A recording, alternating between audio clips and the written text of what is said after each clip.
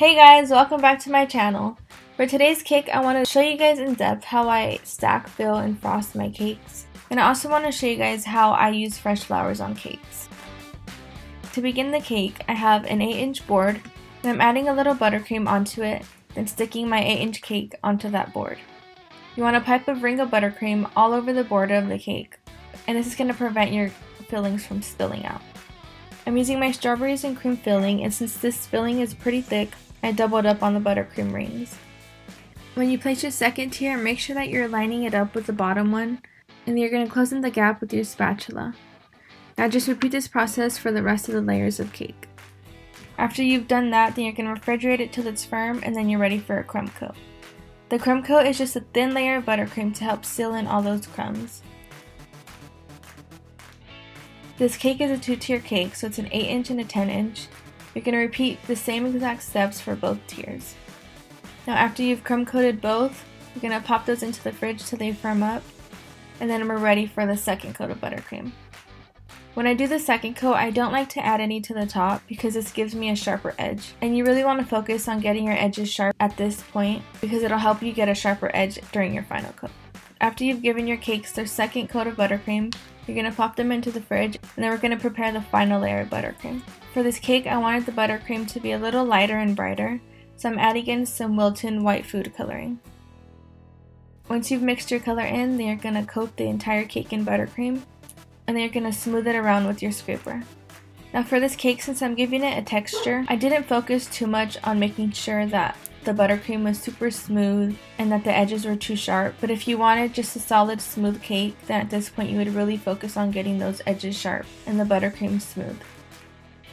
Now to get this textured pattern onto the cake, I'm just using my small spatula, and I'm going to spin the turntable and slowly move my hand upwards. The faster you move your spatula, the larger the lines will be.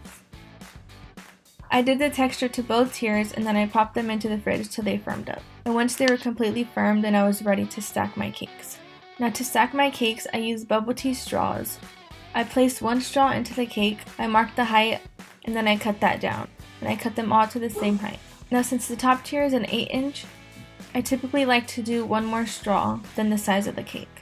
So I'm using 9 straws, and say if it was a 6-inch, then I would use 7 straws. Make sure when you're placing the straws that you don't go too far out to the edge, or else it'll show when you place your second tier on top and it won't support the cake. After you've placed all of your straws, add on a thin layer of buttercream, and then we're going to stack the second cake on top.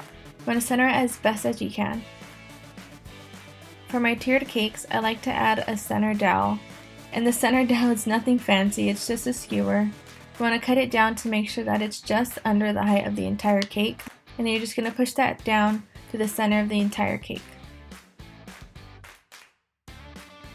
When I'm using fresh flowers, I make sure to rinse them really well and then give them time to dry. So now to place them onto the cake, I just like to fluff them up a bit, and then I cut the stem completely off. Just make sure that you're not cutting off too much or else the flower will fall apart. And then I replace the stem with a toothpick. So I just stick a toothpick straight down the middle, and then I stick the toothpick into the cake. So I'm not sticking any part of the stem into the cake. Now you're just going to repeat this process for all of your flowers. When I'm placing flowers on a cake, I like to start with the larger ones first, and then I'll fill in the spaces with the smaller ones.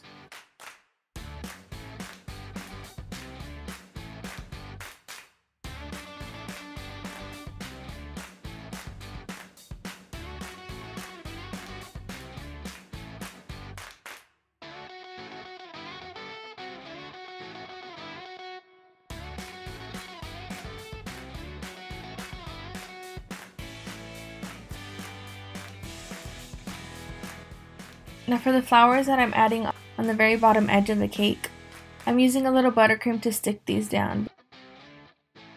Now for the leaves, we're going to do the same thing.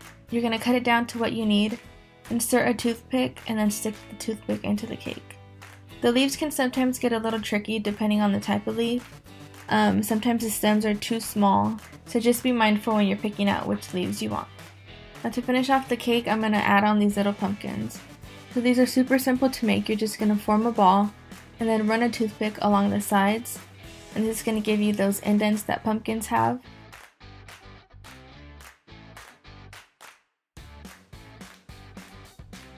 Now for the stems, I'm just shaping this ivory colored fondant. Just kind of tapering off one end, flattening the other side, and just making sure it's the right size for the pumpkin. Now for the vines, I've rolled out a thin piece of fondant, and I'm wrapping this around the toothpick. And then sticking that onto the pumpkin with a little water. After you add on your pumpkins, that's the end of this cake. If you guys have any questions, comments, concerns, let me know down below. And thank you guys so much for watching. I'll see you guys next time.